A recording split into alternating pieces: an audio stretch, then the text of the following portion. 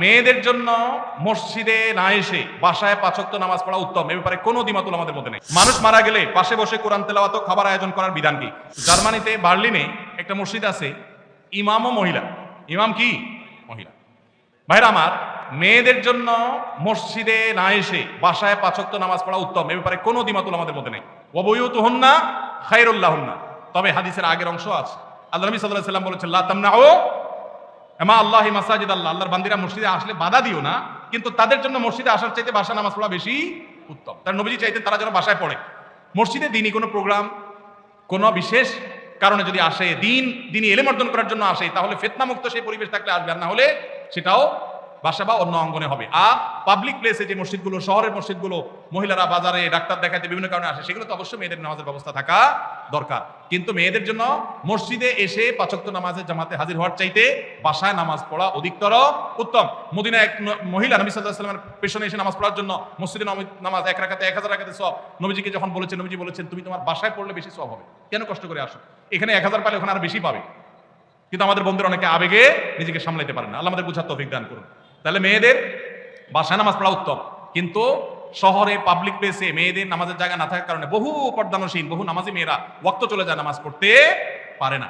Doctor Khandakar Abdullah জাহাঙ্গীরুল্লাহ বলতেন, আমাদের মা বোনরা বাসায় অবস্থান করবে, প্রয়োজনে বের হবে, এটাই শরিয়ার নির্দেশ। কিন্তু আমাদের মা বোনরা যে কোনো কারণে বাইর হয়ে গেছে, এখন যদি বলেন যে নামাজ পড়তে দিব না, বাসায় যাওয়া ছাড়া করবে না, তাহলে কাজা হবে, তাহলে সেটা তো তার জন্য ক্ষতি করবে। এই জন্য ব্যালেন্স আমাদেরকে শিখতে হবে। তো মহিলাদের জন্য আলাদা মসজিদ করার, পৃথক মসজিদ করার কোনো নজির শরিয়াতে নাই, কোনো আলেমের কোনো মত এর সপক্ষে নাই। এটা সারাসর ফিতনা, যদি কেউ করে না জায়েজ হবে। মানুষ মারা গেলে পাশে বসে কোরআন তেলাওয়াত ও খাবার আয়োজন করার বিধান কি? মানুষ মারা গেলে 40 আর 3 দিন আর 7 দিন মানুষ ডাইকা খাওয়ানো এটা বিদআত। আর মানুষ মারা গেলে তার পাশে বসে কোরআন তেলাওয়াত করাটাও সুন্নাহ সম্মত কোনো কাজ নয়। আমাদের দেশে মানুষ মারা গেলে লাশটাকে মাটিতে বা খাটে রেখে চারপাশে হাফেজ সাহেবদেরকে এনে কোরআন তেলাওয়াত করানো হয়, এটা শরিয়া সম্মত কোনো কাজ নয়। কেন? কোনো মানুষ মারা যাওয়ার পরে কি কি করতে হবে শরীয়তে বলা আছে না নাই? আছে না নাই? মুর্দার লাশের চারপাশে বসে কোরআন তেলাওয়াত করতে হবে, এরকম কোনো হাদিস তো আমি পাই নাই। এটা কোত্থেকে আসলো? কোরআন তেলাওয়াত যে করবে তার লাভ হবে। আল্লাহ কোরআনে বারবার বলেছেন, আল্লাইসাল ইনসানা ইল্লা মা সাআ, যে যেটা করবে সে সেটা পাবে, যিনি তেলাওয়াত করছে তার সওয়াব হবে। মুর্দার কোনো লাভ নাই এখানে তেলাওয়াত করলে। আর যদি বলেন যে কোরআন শোনাচ্ছি, তাহলে ওয়ামা আনতা বিমুসমিইন মান ফিল কুবুর, আপনি তেলাওয়াত শোনাবেন জীবিত মানুষকে, মৃত মানুষকে তেলাওয়াত শুনিয়ে কোনো ফায়দা হবে না। এর সওয়াব হবে জীবিত অবস্থায় শুনলে। এই লোকটা জীবিত অবস্থায় শুনলে সওয়াব পাইতো, মারা গেছে, এখন তার সামনে কোরআন তেলাওয়াত করলে প্রতি অক্ষরে 10 নেকি, এমন কোনো কথা নাই। এজন্য এইটা দূর হওয়া দরকার। বিশেষ করে এখানে যারা মুর্দার চারপাশে এই যে গোল হয়ে কোরআন তেলাওয়াত করে, এরা সবাই টাকা নেয়। তেলাওয়াতের বিনিময়ে টাকা গ্রহণ করা সারাসার হারাম। যে দেয় সেও হারাম করে, যে নেয় সেও হারাম করে। খতমের নাম দিয়া অনেক এলাকাতে এখনো অনেকে হারাম কাজ করছেন, তাদের আল্লাহকে ভয় করা উচিত। ইন্নী ওয়াজ্জাহাতু ও নাওয়াইতুন পড়ার কোনো দলিল আছে কিনা? দলিল আছে ভাই, ইন্নী ওয়াজ্জাহাতুনের দলিল আছে। ইন্নী ওয়াজ্জাহতু ওয়াজহাল্লাযী ফাতারাস সামাওয়াতি ওয়াল আরদা হানিফা মা আনা মিনাল মুশরিকিন লা শারীকা লাহু ওয়া বিযালিকা উমিরতু আনা আউয়ালুল মুসলিমিন। আরো লম্বা আছে, এটা দোয়ার প্রথম অংশ বললাম। এটা আমাদের নবী করিম সাল্লাল্লাহু আলাইহি সাল্লাম পড়তেন নামাজ শুরু করার পর, তাকবীরে তাহরিমা বাঁধার পর সানার জায়গাতে।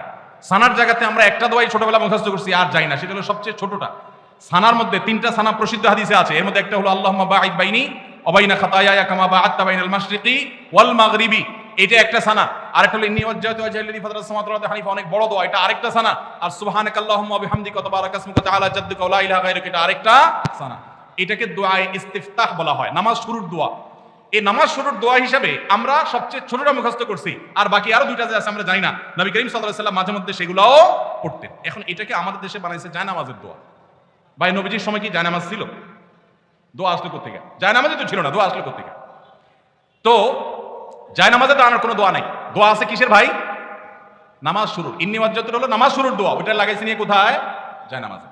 জায়নামাজ দাঁড়াবে, আলাদা কোনো দোয়া নেই। আর নাওয়াইতুন যে দোয়া, ওইটা তো আসলে কোনো জাল হাদিসেও নেই, কোনো জাল হাদিসেও নাই। আলহামদুলিল্লাহ, এটা এখন মানুষ বুঝে গেছে। মনে মনে আমরা নিয়ত করছি, কোন নামাজে পড়ছি, নামাজের নিয়তে তাইয়িন করছি। আমি যোহর পড়তেছি, ফরজ না সুন্নত পড়তেছি, এটা আমার মাথায় আছে। এই নিয়তের ইস্তেহজার এটাই যথেষ্ট। মুখে নাওয়াইতুন উচ্চারণ করা এটা জরুরি না, বরং এটাকে কেউ নামাজের পাঠ মনে করে বেদাতে লিপ্ত হওয়ার আশঙ্কা আছে। একসময় মানুষ অনেকে বলতো নামাইতুন এখন মুখস্থ হয় না, এজন্য নামাজ পড়ে না, এর কারণে সে গুনাহগার হবে। মসজিদের ভিতরে প্রথম কাতারের সামনে দেয়ালের ওই পাশে লাশ রেখে সালাত আদায়ের দলিল চাই। বাবাদের সব দলিল চাচ্ছে দেখি। দেখেন, মসজিদে যখন জানাজার নামাজ হবে, তখন লাশ মসজিদে ঢুকাবে না কেন? কারণ লাশে রক্ত, পুজ, পানি ইত্যাদি থাকতে পারে, মসজিদ নাপাক হবে। সেজন্য মসজিদকে পরিচ্ছন্ন রাখার প্রয়োজনে লাশটাকে পশ্চিম পাশে রেখে তারপর জানাজা পড়া হয়। কিন্তু এটা সুন্নাহ না। সুন্নাহ কোনটা? সুন্নাহ হলো মাঠে জানাজা নামাজ পড়া। এই সুন্নাহ মুর্দা হয়ে গেছে। কোনো কারণ ছাড়া গ্রামের মসজিদে এই কাজটা করা হয়। এই সুন্নাহটা জিন্দা করার জন্য আমাদের কাজ করতে হবে, ভাইদের কাজ করতে হবে। চেষ্টা করা যাবে না ইনশাআল্লাহ? ফরজ নামাজ হয়ে যাবে, বাইরে এসে জানাজা নামাজ পড়বেন। আমি যেখানে জুমা পড়ি আলহামদুলিল্লাহ এভাবে আমি জানাজা নামাজ পড়ি। আমি সারা জীবন যেখানে যে মসজিদে গেছি আমি চেষ্টা করেছি এই সিস্টেমটাকে জিন্দা করার, সুন্নাত জিন্দা করার। আরেকটা সুন্নাত আমাদের জিন্দা করতে হবে, সেটা হলো ঈদের নামাজ মসজিদে পড়া সুন্নাত না মাঠে পড়া সুন্নাত?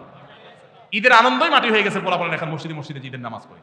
আমি আমার শৈশবের কথা মনে পড়ে, একটা ঈদগাহ ছিল আমাদের পুরো ইউনিয়নে, অনেক দূর থেকে সেখানে যেতাম, যে আনন্দ পেতাম। এখন ঘরে ঘরে মসজিদে মসজিদে ঈদের নামাজ কেন? কারণ কেউ কারোর মানতে চায় না। আরেকজন ঈদগাহে গেলে তুমি যে মাতবরি থাকে না, সব মসজিদ আলাদাই মাতবরি করতে চায়। মসজিদে ঈদের নামাজ পড়া সুন্নাহর খেলাফ। হ্যাঁ, কোন শহরে ওইরকম পর্যাপ্ত মাঠ নাই, তাহলে মসজিদে পড়েন। রাস্তা বন্ধ করে নামাজ পড়ার চাইতে মসজিদে পড়া ভালো।